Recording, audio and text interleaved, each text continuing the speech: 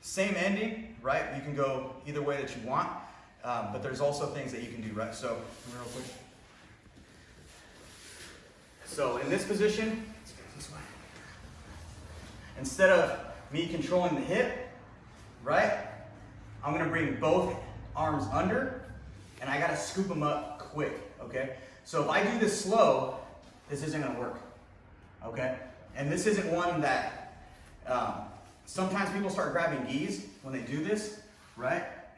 But it's better for me to stay across his midline, okay? And again, super important to bring his hips up, okay? So as soon as I feel somebody here, he's kind of like messing around with me a little bit, my arms swim under. Here, I'm gonna clasp my hands together. The tighter the better, right? I can do the S grip, but I like getting that gable grip. And now from here, I'm gonna suck him up into me. Boom. So now from here, he can't do anything, okay? I have a really good stack, and now from here, I can go to any side that I want. So as soon as I get this position, my hands are on his belly button, okay? If I can hug him closer to his hips, even better. But now when I'm stacking here, if you see his face, I'm not even putting any pressure on him yet, right? So I'm not even doing anything yet. And now from here, I get to this position, it's easy for me to hug these legs and start getting to whatever position I want, right? Because he's still worried about me putting that pressure on him, okay?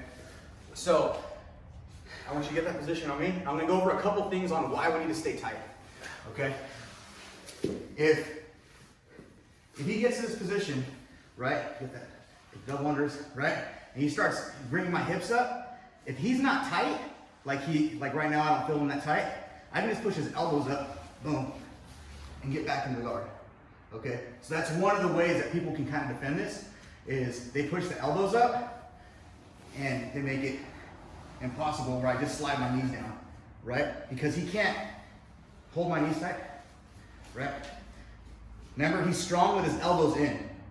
But as soon as his elbows start flaring out, it's easy for me to get back that position, okay? So that's how we have to make sure that we get that gable grip and we squeeze as we're doing it, okay? Another one that's a little bit more flashy, but as soon as he gets his position, if I can control his head, I'll come over here, I'll grab my own ankle, and I'll triangle choke him from here with no arm in, right? And all I'm doing is throwing my leg over, my opposite hand is grabbing my ankle here, and then I'm gonna come back over this way. And I'm creating that triangle that I want for that strangle with my arm coming up against here.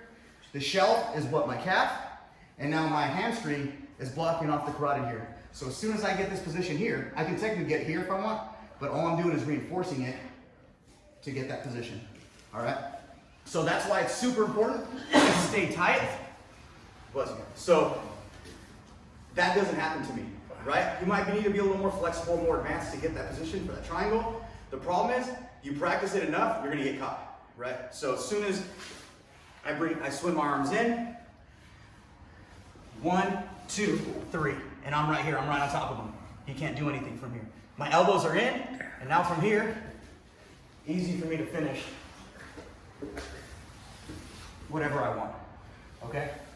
So bring those arms in, elbows in, really, really, really tight, gable grip, right? So I'm not just putting my thumb next to my thumb and grabbing here. I'm almost, when I rotate my hands over, that's where I get that position, right? I can go palm to palm, right? Or just gable grip here and squeeze, right? Once I start doing the S grip, it's not as tight because you're using like your fingers as the dexterity to do stuff. And if you're tight on your shoulders, it's hard for me to get that position, okay? And I'm pretty flexible, and that's as far as I can go. If I get this position here, see the difference? I can bring an extra 4 to 5 inches to the body, right? And finish that choke, okay? All right, let's work that. Go.